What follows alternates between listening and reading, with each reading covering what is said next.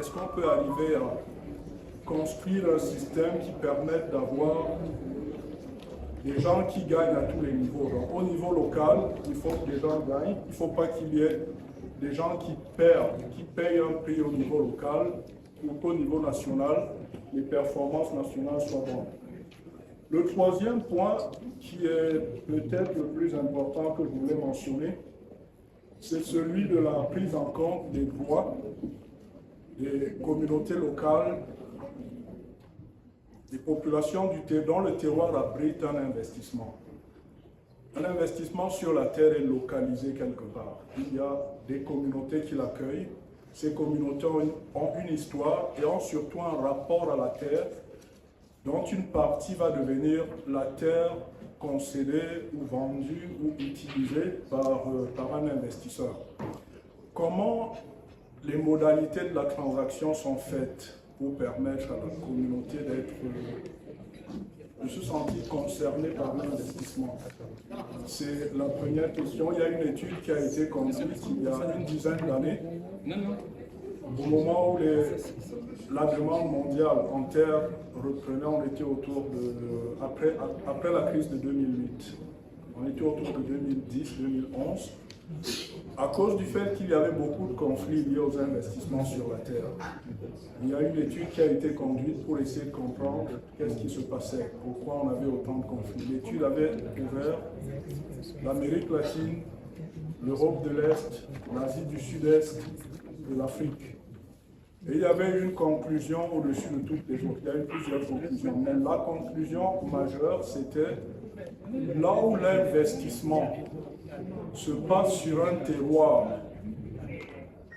où les droits fonciers des communautés ne sont pas reconnus et protégés, l'investissement est exposé à des risques. L'investisseur risque de perdre tout ce qu'il a mis parce que les droits de ses hôtes ne sont pas reconnus, ne sont pas protégés. Et le message principal dans ce contexte était de dire on ne peut pas sécuriser l'un sans sécuriser l'autre. Si on veut sécuriser l'un, il faut peut-être sécuriser l'autre. Alors c'est facile à dire, comme je le dis, c'est plus compliqué à faire dans la pratique, mais ça peut apparaître comme un objectif qu'on vise, essayer de voir comment est-ce qu'on pourrait réussir à sécuriser l'un et l'autre pour que la cohabitation soit parfaite. Et donc, quand on regarde, je suis passé rapidement, mais j'ai cité ces trois exemples-là. Quand on regarde ces trois cas, ces trois enjeux qui apparaissent très clairement comme étant des questions sur lesquelles il faudrait peut-être continuer à réfléchir, il y a une quatrième question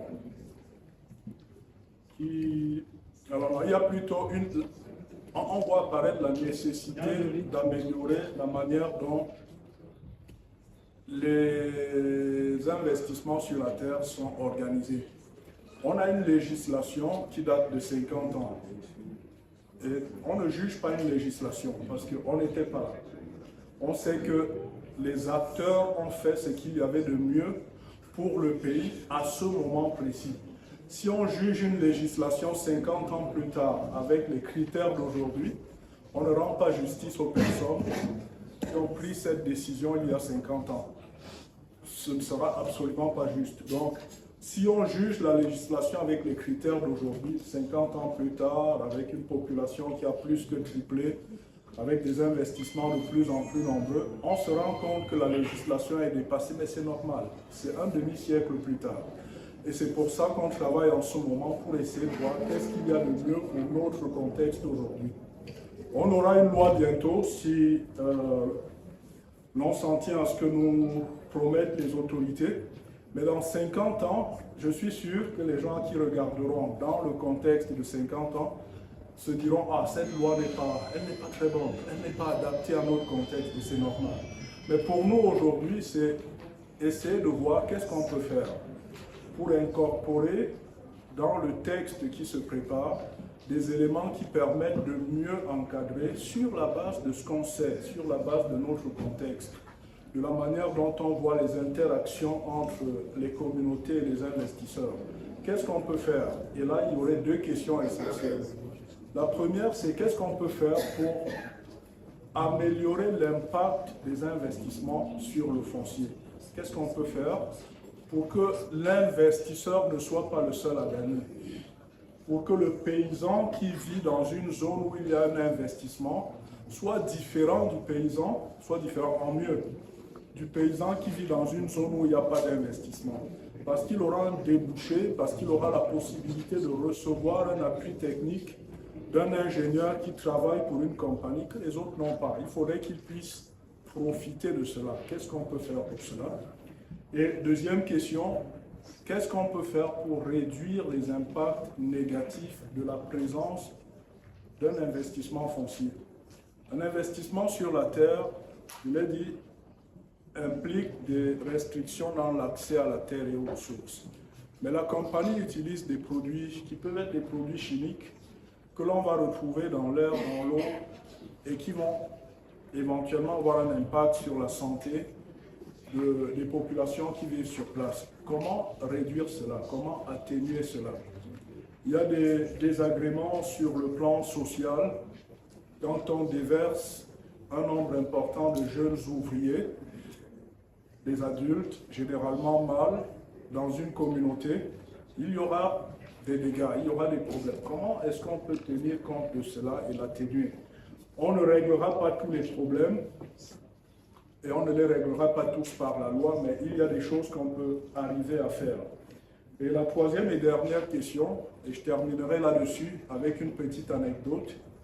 La question, c'est comment nous arranger dans notre législation pour avoir la flexibilité qui nous permet d'incorporer dans les obligations que nous faisons peser sur les investisseurs des règles qu'ils sont déjà obligés de respecter. J'explique un peu ce que je veux dire. On a en ce moment l'Union européenne qui a adopté un règlement, le règlement contre la déforestation importée. L'objectif, c'est de s'assurer que les produits qui entrent sur le marché européen ne proviennent pas de la déforestation. Le but, c'est d'arriver à travailler pour aider à la régulation de la gestion des forêts dans les zones de production. Et en ce qui nous concerne, c'est le cacao et les VA qui sont les principales cibles dans notre pays. Les cultures que nous pratiquons et qui peuvent être exposées à des risques d'interdiction d'entrer sur le marché européen. La décision a été prise, mais nous ne sommes pas informés. Quand on va dans les villages, le cours du cacao aidant, on voit que beaucoup de gens défrichent et créent des plantations. Il y a un risque que ce cacao n'entre pas dans l'Union européenne, mais ce qui me préoccupe, c'est une autre chose.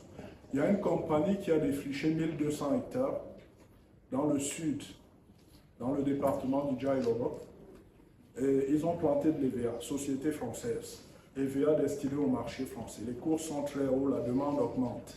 Dans 1200 hectares défrichés et plantés, dans la période de récolte approchait, et il s'est rendu compte que les défrichements ont été faits après décembre 2020, c'est-à-dire que son EVA ne pourra pas entrer sur le marché européen.